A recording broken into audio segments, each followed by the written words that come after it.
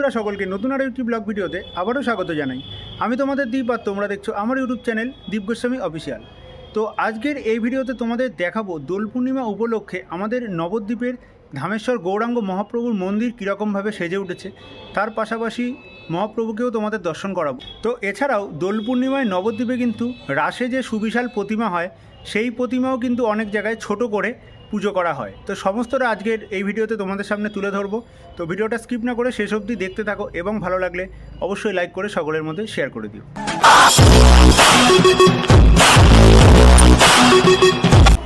আজকের এই ভিডিওতে সবার প্রথমে তোমাদের দর্শন করাবো আমার বাড়ির ঠিক পাশেই নবদ্বীপের ধামেশ্বর গৌরাঙ্গ মহাপ্রভু এবং মহাপ্রভুর মন্দিরে মহাপ্রভুর যেহেতু আবির্ভাব তিথি এবং দোল পূর্ণিমা, দেখতেই পাচ্ছ এখানে গেটে কিন্তু লেখা রয়েছে শ্রী শ্রী ধামেশ্বর গৌরাঙ্গ মহাপ্রভুর 540তম শুভ আবির্ভাব তিথি উপলক্ষে কিন্তু ধুমধাম করে সেজে উঠেছে ধামেশ্বর গৌরাঙ্গ মহাপ্রভুর মন্দির এবং একদম মন্দিরের সামনে সুবিশাল একটা গেট করা হয়েছে এবং এইখানে তোমাদের যে বিষ্ণুপ্রিয়া সেবিত ধামেশ্বর গৌরাঙ্গ মহাপ্রভুর মূর্তি দর্শন করাবো। তারপরে নবদ্বীপে কোথায় কি দোলে ঠাকুর হয় সেটা তোমাদের দেখাবো।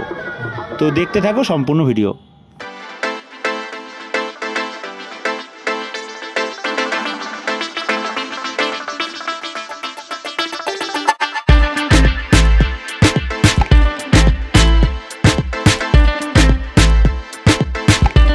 নবদ্বীপের ধামেশ্বর গৌরাঙ্গ মহাপ্রভুর মন্দিরে ভেতরে প্রবেশ করতেই সম্পূর্ণ যে নাট মন্দির রয়েছে দেখতেই পাচ্ছ খুব সুন্দরভাবে আলো দিয়ে এবং বিভিন্ন ফুলের মালায় কিন্তু দোল পূর্ণিমা এবং মহাপ্রভুর আবির্ভাব তিথি উপলক্ষে খুব সুন্দরভাবে সেজে উঠেছে।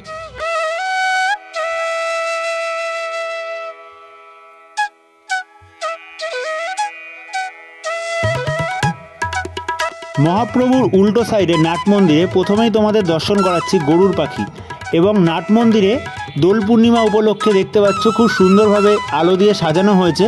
প্লাস অনেক ভক্ত কিন্তু আজকে দোল পূর্ণিমার দিনে এই নবদ্বীপবাসী ছাড়াও দূর দূরান্ত থেকে অনেক ভক্ত মহাপ্রভুকে একবার দর্শন করার জন্য ছুটে এসেছে এবং নাট মন্দিরে এখানে দেখতে পাচ্ছ অনেকে কিন্তু আনন্দে, যারা বৃন্দাবন থেকে আসে তারা কিন্তু আবির খেলছে।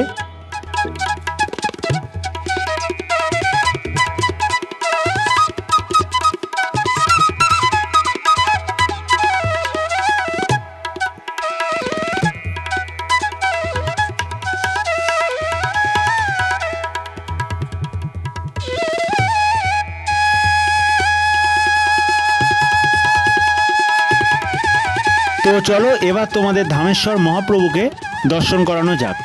প্রথমেই তোমাদের ধামেশ্বর মহাপ্রভুর যে চরণ পাদুকা, অর্থাৎ যেই চরণ পাদুকা বিষ্ণুপ্রিয়ার কাছে রেখে মহাপ্রভু চলে গিয়েছিলেন সন্ন্যাস গ্রহণের উদ্দেশ্যে, সেই চরণ পাদুকা তোমরা এখানে দর্শন করতে পারছ। নবদ্বীপ ধামেশ্বর গৌরাঙ্গ মহাপ্রভুর শ্রী চরণ পাদুকা। এবং কারা কারা নবদ্বীপ থেকে দেখছো অবশ্যই কিন্তু কমেন্ট করো এবং ভিডিওটা ভালো লাগলে লাইক করে শেয়ার করে দিও। মহাপ্রভুর গর্ভগৃহর ভেতরে দোল পূর্ণিমার দিন দেখতেই পাচ্ছ মহাপ্রভু খুব সুন্দরভাবে কিন্তু সেজে উঠেছে এবং শুধুমাত্র দোল পূর্ণিমার দিন মহাপ্রভুর হাতে কৃষ্ণর যে বাঁশি, যেহেতু রাধা এবং কৃষ্ণ মিলিত হয়ে মহাপ্রভুর আবির্ভাব, সেই জন্য কৃষ্ণর বাঁশিও কিন্তু থাকে। তোমরা এখানে দেখতে পাচ্ছ বিষ্ণুপ্রিয়া সেবিত ধামেশ্বর গৌরাঙ্গ মহাপ্রভু।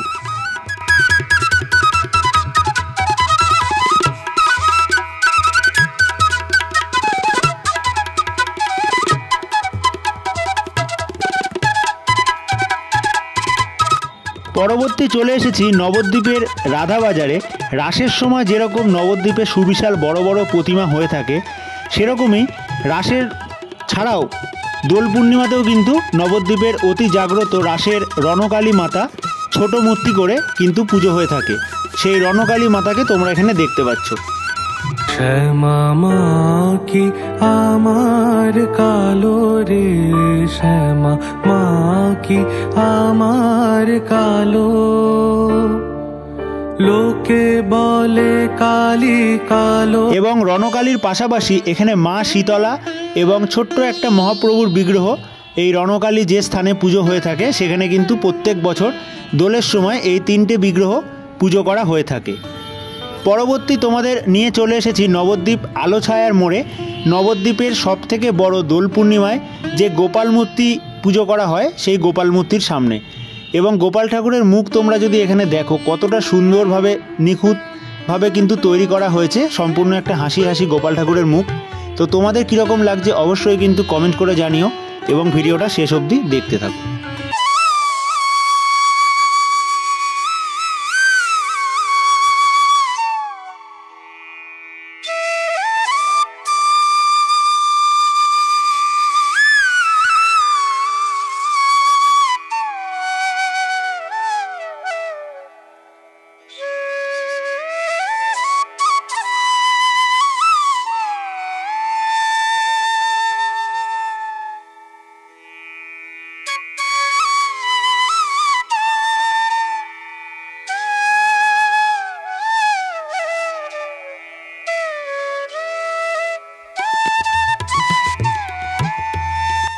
পরবর্তী চলে এসেছি নবদ্বীপ রাধাবাজার মোড়ে। এবং রাধাবাজার মোড়ে দোল পূর্ণিমা উপলক্ষে খুব সুন্দরভাবে দেখতে পাচ্ছ সুবিশাল একটা লাইটের গেট করা হয়েছে এবং একদম ওপরেই কিন্তু রয়েছে একটা ময়ূর, সম্পূর্ণ লাইটের মাধ্যমে জাস্ট অসাধারণ লাগছে।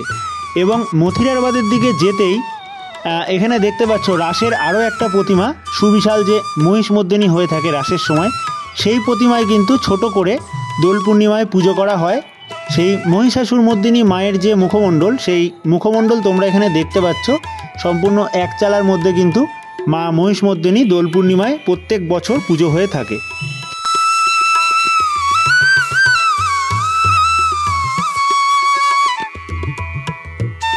এবং মহিষাসুর মর্দিনীর পাশেই যেহেতু মহাপ্রভুর পুজো হয়ে থাকে দোলে এবং মহাপ্রভুর আবির্ভাব তিথি, সেই উপলক্ষে এই মহিষমর্দিনীর পাশে একটা কিন্তু মহাপ্রভুর মূর্তি এখানেও কিন্তু পুজো হয়ে থাকে প্রত্যেক বছরের ন্যায় এবছরও হয়েছে।